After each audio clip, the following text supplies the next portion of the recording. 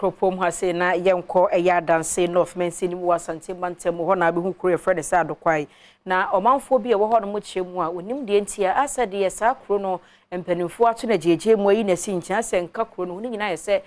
fidudwuma enkoso wo ho mpuntudwuma so mo yesuku sa yare sabia nde keka ho a nkade mfaso bebre omanfo wo ho no mpanimfo so mu a hwetere no agya aguse saw ya wontumi enwie wo de nsem nyina atodwa wabra na omode wa hene foforo esi ade so e wo krom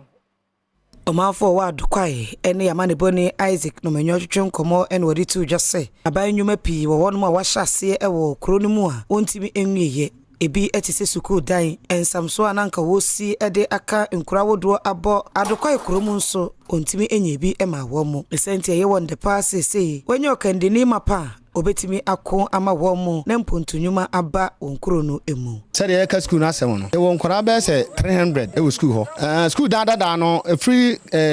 P1 to P6 da na ye mre ama nsuo to kase kura ye nkwala no ko JHS ho ama ye besi school dan foforo na se ye mu be wie na ye nya nana ne de binim se Adokwai be fa ne ntoma pefra because de ne ye hwehwa ne se ye benya wo hene e wo ye kurum te se nyame aye Adom na se nana abade a ye de enim de ne yadwene nyina beta ne nachi ama Adokwai man no enya ntoma pefra breje no wo modina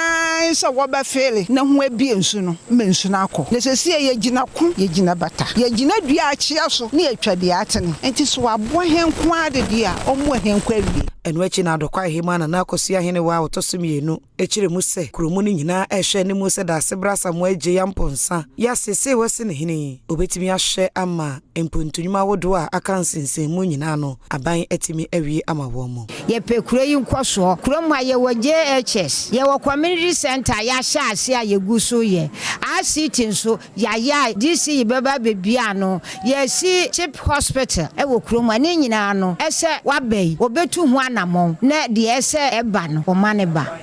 na aban soso no o mane na nyententia ebisade bia ye hia ye kwan ye nkanka ye kwan o momodna se wabei e kwan no ebeto ebedimu wo mu nyina no si yepe ena da sebra samwaje ya mponsa editu dwase de ne manfo aka nyina no eti na sopemu a obehwe de hu dwuma ama wo mu anyame aya Adom amabai me ne mpanyimfo betu anamon na ya twa ben abenmufo eye DC ene MP na ya hwe mo bia o metimi de aboa ama ya kwan susu edimu ye woni ma bebrese ye timene mahemfo ye betena ase na ya to adwen na hwe de betimi aye e de aboa ma de kwai man etimi apaja isanse